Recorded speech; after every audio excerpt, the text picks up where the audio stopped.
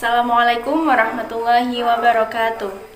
Hello, my name is Fatimah Ahmad. My student number is 62.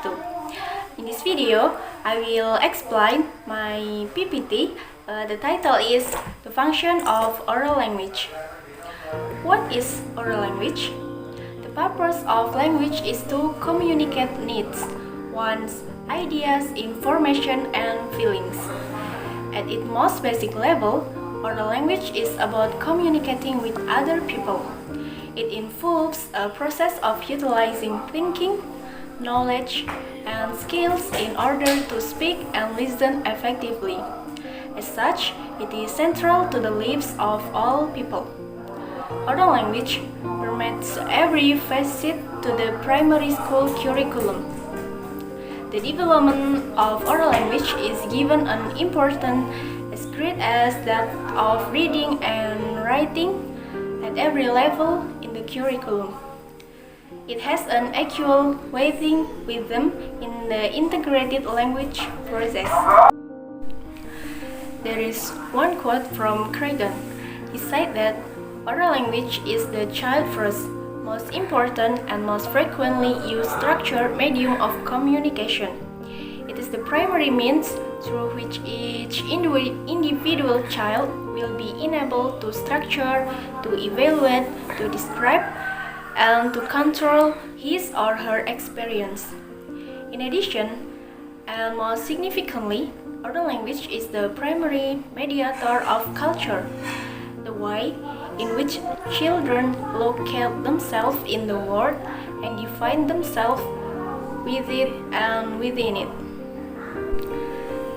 Criteria for oral language competence. Hellbrook, 1983, sets out 3 criteria for oral language competence. They are fluency, clarity, and sensitivity. First, fluency.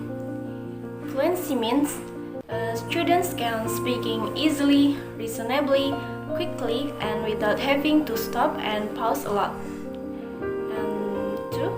Clarity. Clarity is often considered when we think about content, structuring our thoughts in a logical sequence and choosing the right words. And last, sensitivity. When students are able to choose the right words when they speaking. The function of oral language. The purposes or function of language have been categorized in a variety of ways. The best known functions are Holiday's communication functions. Holiday's functions of oral language are: first, instrumental. Language as a means of getting things and satisfying material needs. And second, personal. Personal means expressing individuality, awareness of self, and pride. And next, interactional. Using language to interact and plan, develop or maintain, apply or group activity. And next, regulatory. Controlling the behavior and feelings of others. And next, representational. It means communicating information, description, and expressing proposition. And next, heuristic. Heuristic means seeking and testing knowledge. And next, imaginative. Creating new words, making up stories and poems. It is important when tackling the functions of language to give consideration to first, the range or different social contexts of language. It is informal or formal or familiar and not familiar. And then the range of cultural contexts for language. It is local, community, or institutional. And the last, the possible participants in a conversation. We use different types of language when we communicate with people who are known or unknown, students, peers, or adults. The particular function of language must be considered is make a distinction between talk as a process and talk as a performance. Talk as a performance refers to more formal activities. When learners speak to an audience, example, morning news, sports report, or debating. And talk as a process. Talk as a process refers to the use of talk for learning, cooperating with each other, and forming social relationships. Example, collaborative problem solving, joint text construction, or class discussion. Students need to develop the linguistic resources to engage with a variety of situations or registers.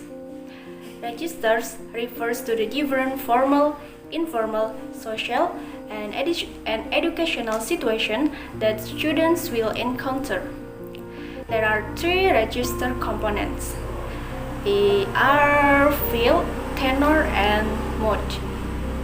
First, field.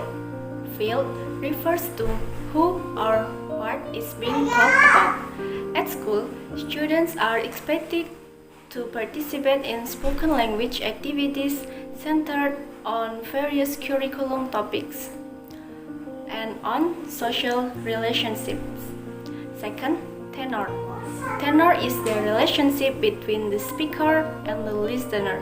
For example, at school, students have to learn to be a member of a large group to work collaboratively with others. Acquiring these skills means learning the language of negotiation. And the last, mode. Mode is the type of text being produced.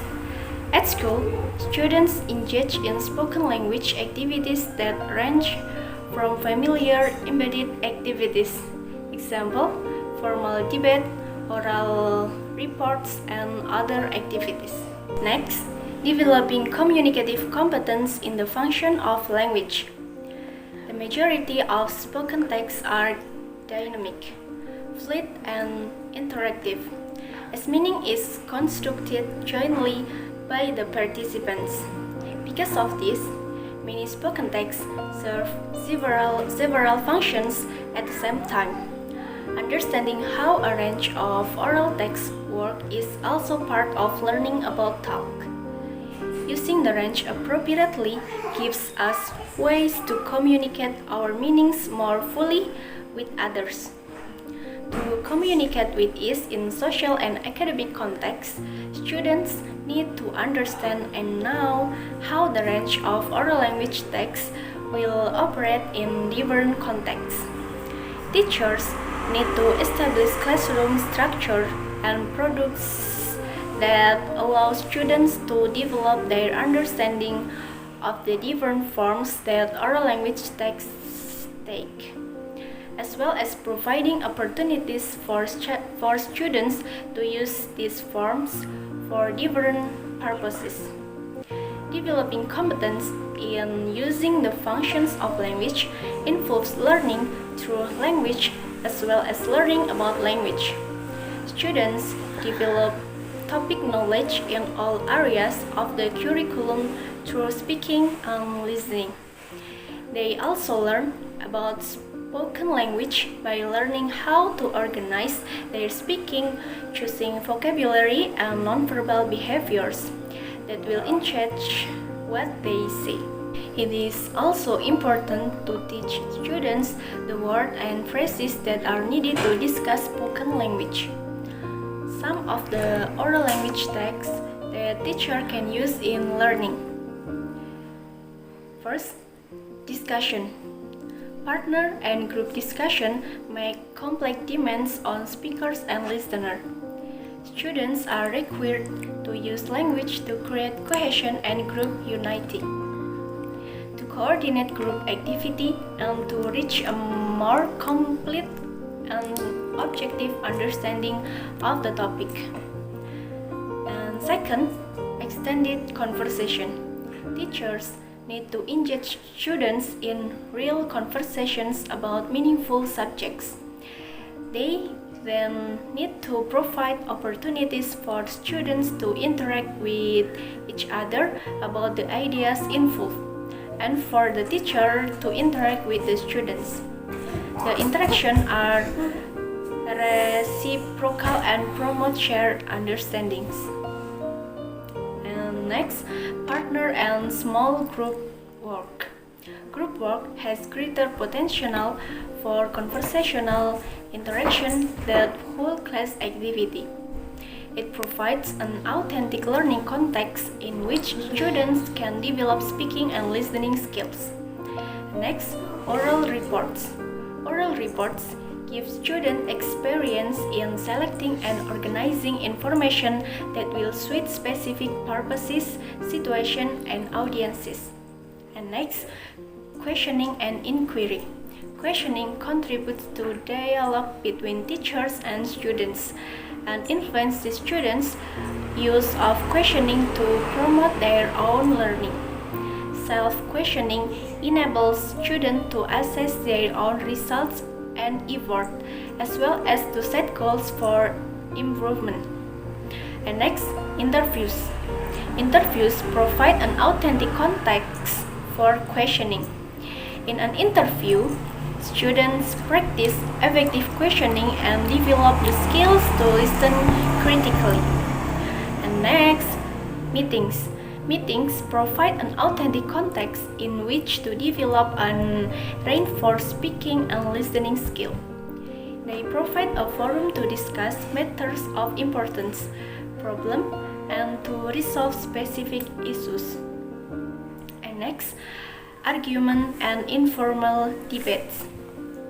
The language used for debates and developing arguments is designed to persuade an audience to accept a particular point of view. Involving students in debates gives them practice in giving and justifying opinions. And next, interest talks. Interest talks are a way for students to share topics of personal interest with others. Choosing a topic they know well allows students to concentrate on developing the skills needed to organize and present the information to others. The main aim of an interest talk is to make a topic sound interesting to others. And next, storytelling and anecdotes. Teacher can introduce storytelling by drawing attention to the stories and anecdotes that students share in school, both in the classroom and in the schoolyard. Teacher can often share experiences with students by saying, "I have story to tell you about that," or "That remind me of the time Safira told us that story about blah blah blah." In this way, teacher's model is informal storytelling. Okay, that's all from me. Thank you for your attention. I'm sorry if there are many mistakes. Wassalamualaikum warahmatullahi wabarakatuh.